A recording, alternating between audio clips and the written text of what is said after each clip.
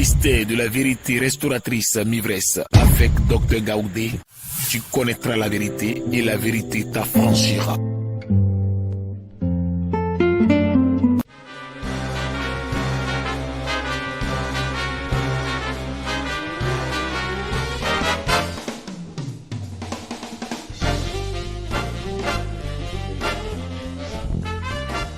Pourquoi? Allons dans Matthieu 21, verset 13. Matthieu 21, verset 13. Il dit, et il leur dit, il est écrit, ma maison sera appelée une maison de prière, mais vous en faites une caverne de voleurs. Ça c'est Jésus qui parle. Il dit, ma maison, c'est-à-dire, ta maison là, c'est la maison de Jésus. Amen. Amen. L'église, c'est la maison de Jésus. Ce sont des paroles qu'il faut connaître. Il est écrit. Il dit, ma maison sera appelée une maison de prière. Ma maison est appelée une maison de bonheur. Ma maison est appelée une maison de vie. Ma maison est appelée une maison de joie. Ma maison est appelée une maison de réussite. Et puis vous en faites une caverne de voleurs. Vous en faites une maison de brigands. Sortez! Il parle aux démons comme ça. Et puis ils sortent. Amen. Et tout ce que j'ai dit concerne aussi ton corps. Le corps de l'homme, c'est un temple, c'est une maison. Une maison, pourquoi? Parce que le corps aussi est habitable. Et c'est pourquoi des démons habitent. Ils cherchent à habiter dans le corps parce qu'ils savent que l'homme, là, il y a une seule chose que l'homme a, que les animaux n'ont pas, c'est la volonté. Donc il rentre en toi, le démon de guerre rentre dans quelqu'un, et puis allez, ça va. Le démon du banditisme rentre dans quelqu'un, ça va faire le banditisme. Amen. Amen. Donc le bâtiment peut être en ruine. C'est pourquoi je te conseille, toi qui suis la vidéo, je te conseille de voir ma vidéo sur la reconstruction. Amen. Amen. La reconstruction. Alors cela nous amène maintenant à, dans la composition de la maison, les occupants de la maison. Les occupants de la maison, c'est-à-dire ceux qui habitent dans la maison. Qui ou qu'est-ce qui habite dans ta maison? Écoute ce ordre de l'Éternel. Allons dans Jérémie 29. Allons dans Jérémie 29. Que dit l'Éternel dans Jérémie 29? Verset? Jérémie 29. Verset 28. Verset 28. Jérémie 29, verset 28. Prenons la parole de Dieu. Écoutez bien la parole de Dieu. Tu nous as même envoyé dire à Babylone. Elle sera longue. La captivité. Écoutez bien. Bâtissez des maisons. Il dit bâtissez des maisons et habitez-les. Ça c'est Dieu qui donne ce ordre-là. Bâtissez des maisons, habitez-les. Alors Dieu n'a pas dit prenez des maisons et quelqu'un d'autre va habiter. Non, non, non. Bâtissez des maisons, habitez-les. Nous allons faire cette proclamation aujourd'hui. Je dois habiter la maison où je suis. Plantez des jardins. Plantez des jardins et mangez-en les fruits. Amen. De la même manière qu'on parle de maison, ça se retrouve dans les plantations, dans nos villages. C'est genre de paroles spirituelles. Il plante son champ, il fait son champ de riz, et puis les agoutis viennent tout ravager. Et puis il gagne rien dedans. Il fait son champ de riz, et puis les oiseaux, là, quand le riz est mûr, ça vient en bande, quand ça vient, on dirait un nuage. Au-dessus de la plantation, c'est noir, on s'en dirait un nuage. C'est pourquoi quand on faisait ce genre de plantation de riz, nous les enfants, on mettait cailloux dans les boîtes de lait, et puis on attache beaucoup de boîtes à une corde longue, et puis on l'assit quelque part. Quand ils arrivent, tu tires la corde, et puis, puis les oiseaux fuient. Sinon, quand ils passent là, il n'y a plus rien à récolter. Amen. Bâtissez des maisons, habitez-les. Les occupants démoniaques sont dans ta maison. Il faut les déloger. Amen. Amen. Amen. Ce n'est pas une question de je suis plus fort spirituellement. Non, il faut les déloger. C'est eux les destructeurs de l'intérieur. Les destructeurs de l'intérieur, c'est eux.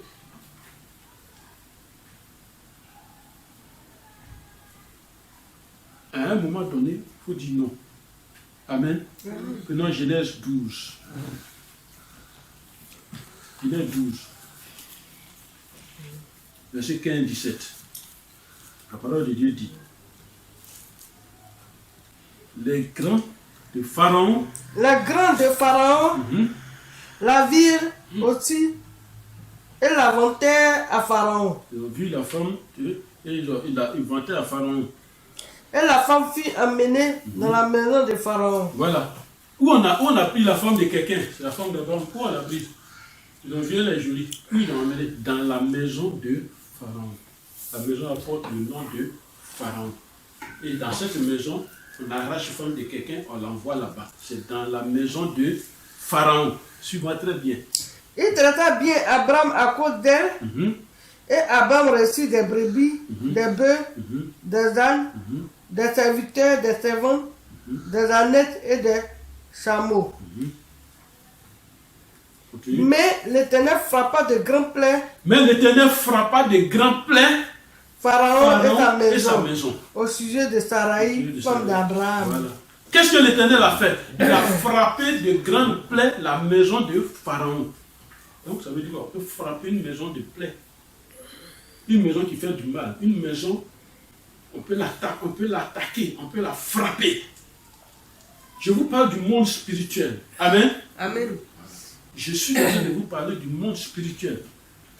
La maison de Pharaon a arraché la femme d'Abraham pour la mettre dans la maison de Pharaon. Chaque maison porte un nom. C'est le père de famille. Amen.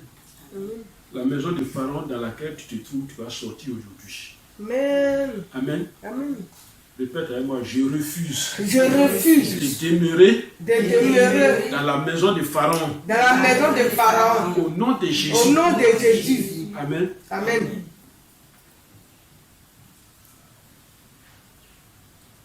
Ta maison porte le nom de la volonté de ses occupants. Suis-moi bien.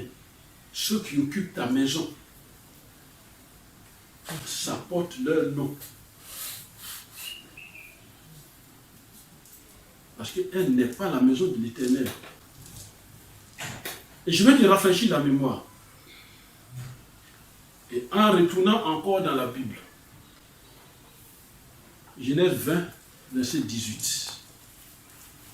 Genèse 20, verset 18. Il dit: car l'Éternel avait frappé de stérilité toute la maison d'Abimelech à cause de Sarah, femme d'Abraham. C'est-à-dire, ce n'est pas Sarah, femme d'Abraham qui m'intéresse. Il dit: l'Éternel avait frappé de stérilité toute la maison. C'est-à-dire, il y a des maisons qui ont été frappées de stérilité. Stérilité, ça veut dire quoi? Des maisons qui ne produiront rien. Donc, maison stérile. Elle s'appelle maison stérile. Amen. Elle peut s'appeler aussi maison entourée. Quand les gens de Sodome, à Sodome ou Gomorrhe, la famille qui a été sauvée. Amen. Allons dans Genèse 19, verset 4. Genèse 19, verset 4.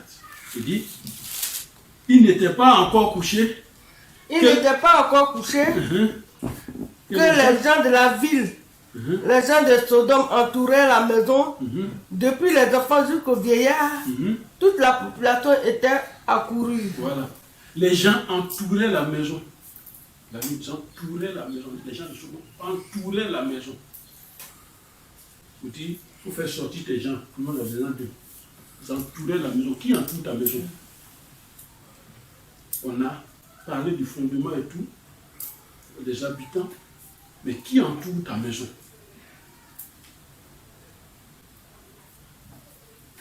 Amen. Amen. La maison de quelqu'un peut devenir la maison, ta propre maison peut devenir la maison de ton maître. Genèse 39, verset 2 le dit. C'est-à-dire, quand on a pris Joseph là, où on l'a mis? On l'a mis chez Potiphar.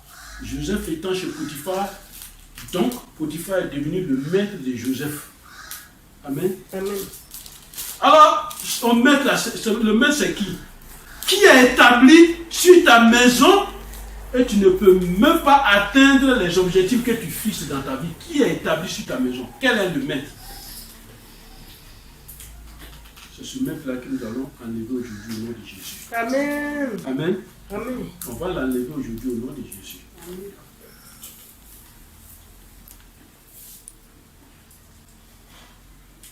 Entrons maintenant dans le fonctionnement de la maison.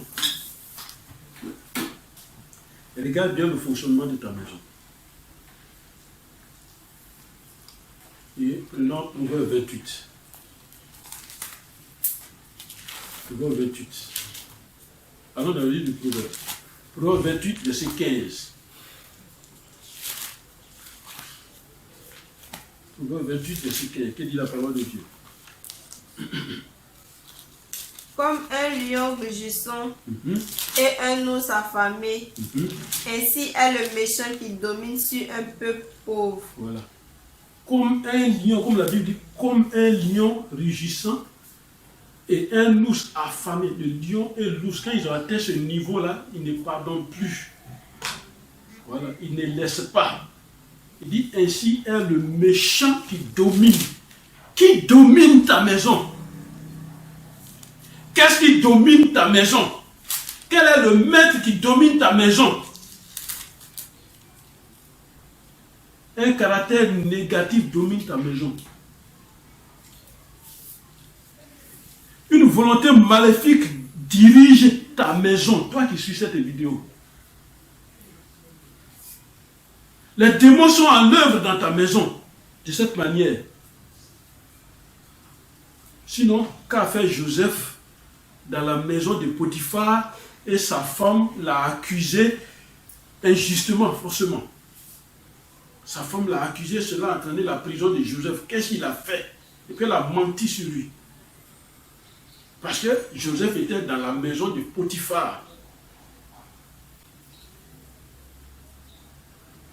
C'est la maison de mensonge, la maison de Potiphar. Voilà ce que c'est que le caractère d'une maison. Le fonctionnement d'une maison. C'est une maison de mensonges et du faux témoignage. Alors c'est pour te dire qu'il existe des maisons de colère, des maisons de bagarre, des maisons d'erreur, des maisons de voleurs, des maisons de sorcellerie, des maisons de bavardage, des maisons qui ne gardent pas secret. Toutes les maisons que vous voyez là, chaque maison est caractérisée par quelque chose. Quelle fonction occupe ta maison dans ton quartier? Toi qui m'écoutes, qui suis la vidéo. Quelle fonction occupe ta maison dans ton quartier? C'est une porte ouverte au diable. Nos maisons peuvent être donc gérées de deux manières. Mais c'est une porte ouverte au diable. N'ouvrons pas les portes au diable. La maison peut être gérée de l'extérieur. Voilà deux manières. De l'extérieur. Une maison peut être gérée de l'extérieur par les hôtels. Il n'est pas hôtel AHS, hôtel AUT. Voilà. Les hôtels, c'est quoi? Dans la Bible, avant, qu'est-ce que les gens faisaient pour adorer Dieu? Ils mettent les cailloux comme ça. Et puis, ils prennent un mouton, ils mettent le feu, ils mettent le mouton dessus. C'est l'hôtel de Dieu qu'ils ont établi comme ça. Nos parents ont compris, dans les villages, quelque part dans la cour ou bien dans la maison, il y a un point de regroupement de tous les fétiches. Et puis c'est là-bas, on dit la vie des enfants se trouve, c'est là-bas la vie de la famille se trouve, Tout le monde est là-bas. Amen. Amen. Moi, mon père avait une petite caisse, en bois bien faite. Et tous les fétichations là, puis lui, son fauteuil, le coucher à côté, tous ces fétichations là, tout le monde prenait l'endroit, mais on ne va pas là-bas, on ne touche pas là-bas. Ça, c'est l'hôtel. Donc, une maison peut être gérée par les hôtels, par les sorciers, par les féticheurs, par les faux pasteurs de l'extérieur.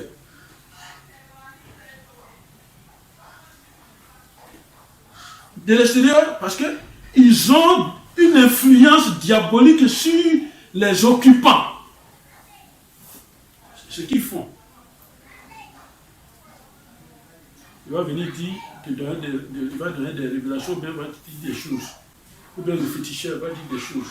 Comme je vous l'ai raconté déjà avant d'être chrétien. Presque fait parler avec mon féticheur. Amen. Amen. Je dis, mais les gens sont contre moi depuis que je viens. Fais quelque chose, ça va finir. Amen. Amen. C'est ce qu'on appelle la manipulation mentale. Une maison peut être gérée de l'intérieur. À l'intérieur, mais on peut gérer la maison. Comment? Tu vis dans ta maison avec un agent du diable. C'est lui qui manipule tout.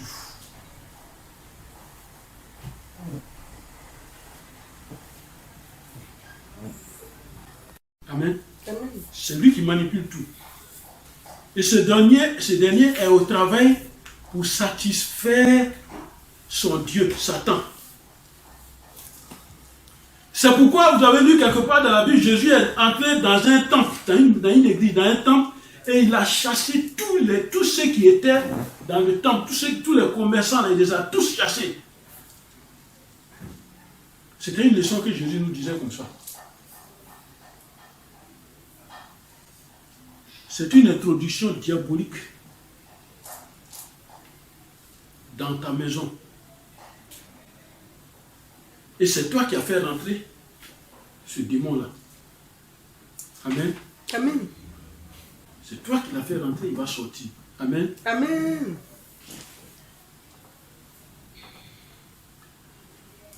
C'est la porte que tu as ouverte par ton comportement, par tes actes. Tu as ouvert la porte. C'est comme ça que nous on se comporte, nous tous. Comportement, acte, contraire à la volonté de Jésus-Christ. Amen. Et ça plaît à Satan. On n'a pas dit d'être méchant, non. Mais en toute chose, Jésus dit, veillez et priez. Ça ne veut pas dire faire veiller et prier, il dit veillez et priez. Quelqu'un de nouveau rentre dans ta maison, tu lui as donné à boire, excuse-moi, j'arrive, il fait quelque chose, tu vas dans la chambre, tu le confies à Dieu. Seigneur, ce qu'il est venu faire, je te confie. Le temps qu'il est en train de passer, je te le confie. Amen. Amen. Amen. Amen. Dans une maison, la division qui est installée est une brèche qu'on ouvre au diable. Et puis, il profite. Parce que cette brèche-là, cette brèche a fait à sorte qu'il soit installé légalement. Pour lui, il est installé légalement dans ta maison. Et regardez le jardin d'Éden. Comment il peut dire à Adam et Ève, ou bien même allons dans Jésus, dans sa tentation, comment il peut dire à Jésus, moi je vais te donner tout ce royaume de la terre si tu obéis, si tu te procèdes devant moi. Moi je te donne tout ce royaume-là. Qui lui a donné? C'est lui qui a créé. C'est la même chose dans le jardin d'Éden. Celui qui l'a vendu, c'est un menteur. Alors chaque maison sur la terre a un comportement et a son caractère. Redonne ta maison à Jésus. Amen. Pour que lui-même, pour que Jésus dirige ta maison et que Jésus lui-même conduise ta maison. Amen. Amen. Amen. Jésus nous pose cette question. Un aveugle peut-il conduire un aveugle? Nous sommes tous des aveugles sur la terre. Alors comment on peut dire un navire, viens me conduire? Amen. Alors quelqu'un, un démon ou un agent du diable qui vit avec toi, gère ta maison. Il faut dire, je refuse maintenant. Je refuse maintenant. Au nom de Jésus. Au nom de Jésus. Amen. Amen. Parce qu'il a exercé sa volonté sur toi. Qu'est-ce que ça veut dire? Exercer la volonté sur quelqu'un. Ça veut dire quoi? Il est là comme ça, puis il dit, lui il n'a pas besoin de crier, il dit, je veux que le gage prenne feu. Wouah! Il prend feu. Pourquoi? Parce que toi-même, qui es le propriétaire de la maison, tu ne possèdes pas la maison. Quand il dit je veux que le gage prenne feu, c'est lui-même qui devait tomber par là-bas. Amen. Amen. Alors pour conclure, ainsi donc, nos maisons s'appellent maison de pleurs. C'est la maison, ça. Maison assiégée. Maison déplacée. Maison invisible. Tu peux toi-même rendre ta maison invisible. Souvent, les gens cherchent ma maison et puis ils ne retrouvent pas. Ils tournent jusqu'à... Ils tournent autour des lilos là jusqu'à... Et puis ils appellent. Tu peux rendre ta maison invisible. Ça, il n'y a pas de matériel, il n'y a pas un objet en propre. Puis on dit qu'il faut placer, ça va être... Non, non, non. Il faut peut-être ta prière seulement. Maison démoniaque. Maison remplie de démons. Maison de souffrance. La maison peut être appelée maison d'impossibilité. Elle peut être aussi appelée maison du bonheur. Maison de gaieté. Maison de vie. Et comme elle peut être appelée maison de mort. Mais c'est à nous de choisir. Amen. Amen. Alors à qui appartient ta maison au juste? Genèse 35, verset 2. Genèse 35, verset 2. À qui appartient ta maison au juste? Genèse 35, verset 2. Genèse 35, verset 2. Le premier livre de la Bible. Jacob dit à sa maison. Jacob dit à sa maison. Vous voyez, on dit Jacob dit à sa maison. Et à tous ceux qui étaient avec lui. Et à tous ceux qui habitaient cette maison, Jacob parle. Ôtez les dieux Ôtez étrangers les dieux étrangers qui sont au milieu de qui sont au milieu de vous. Amen. Ôtez les dieux étrangers. Il y a une prière, il y a une parole de la Bible qui est très forte. Elle dit, les dieux qui n'ont point fait les cieux, la terre disparaîtront de la terre et de dessous les cieux. Donc quand on prononce cette parole dans une maison, tout ce qui est fétiche, quoi, ça disparaît. Amen. Les dieux qui n'ont point fait les cieux et la terre, tu lèves le doigt, les dieux qui n'ont point fait les cieux et la terre disparaîtront de la terre et des cieux. Alors quel est le Dieu qui a fait les cieux et la terre? Ils vont obéir au nom de Jésus. Amen. Ils vont obéir. Alors Jacob dit à sa maison et à ceux qui habitent sa maison, il dit, ôtez, enlevez ces dieux étrangers de ma maison. Purifiez-vous et changez de vêtements. Voilà. Amen. Amen. Alors donc, pour conclure, installe le seul Dieu, l'Éternel, qui seul, il peut tout, il entend tout, il fait tout, il est capable de tout, il voit tout. Installe-le dans ta maison. Amen. Construis ta maison sur le roc pour éviter la destruction, pour éviter les ravages, pour éviter les attaques démoniaques, pour éviter les dégâts. Mets ta maison sur le roc. Le roc ici, c'est la parole de Dieu. Le roc aussi, c'est la connaissance spirituelle que tu as. Mets ta maison dessus. Amen. Dis à Jésus, en prenant cette décision, dis-lui, moi et ma maison, nous servons l'Éternel. Amen. Jésus 24, verset 15, dit, moi et ma maison, nous servons l'Éternel. Ce n'est pas une affaire de faire de la maison une église, non. Moi, c'est parce que je suis un appelé de Dieu. Mais toi, ta maison, il faut montrer que cette maison appartient à Dieu. Amen. Amen. Alors, invite Jésus à s'installer à 100% dans ta maison. Donne-lui le contrôle de tout et dors tranquille. Amen. Amen. Donne-lui le contrôle de tout et dors tranquille. Il peut y avoir des manifestations, dors tranquille.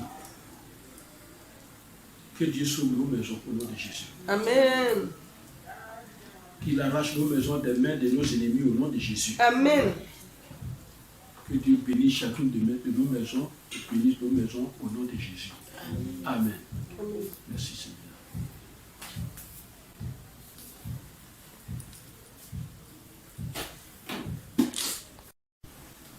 Amen. Amen. Tu as écouté ce message, cette parole qui a pour thème « Quelle maison habites-tu » Et toutes ces grandes paroles que tu as écoutées, appelle le numéro qui est à la fin de la vidéo pour avoir ton support de prière. C'est une feuille de prière. Tu vas avoir toi-même ta feuille et tu vas prier. Et tu vas proclamer toutes ces paroles fortes. Et tu rendras témoignage au nom de Jésus. Alors j'ai prie pour toi. Père éternel Dieu, Dieu tout-puissant, créateur du ciel et de la terre, les dieux qui n'ont point fait les cieux et la terre disparaîtront de ta maison et de dessous les cieux au nom de Jésus. Amen. Que toute personne qui se lève contre ta maison tombe au nom de Jésus. Amen. Papa, protège sa maison. Que les dieux qui étaient installés dans sa maison soient en feu au nom de Jésus. Amen. Que sa maison devienne feu comme le buisson ardent qui était devant Moïse. Que ta maison devienne ardente au nom de Jésus. Ta maison devient impénétrable aux démons au nom de Jésus. Que la puissante main de l'Éternel soit sur ta maison et qu'elle porte ton nom toi-même et qu'elle soit à l'endroit que toi-même tu as voulu et non transportée. Que la paix du Seigneur soit sur toi au nom de Jésus. Amen. Merci Seigneur.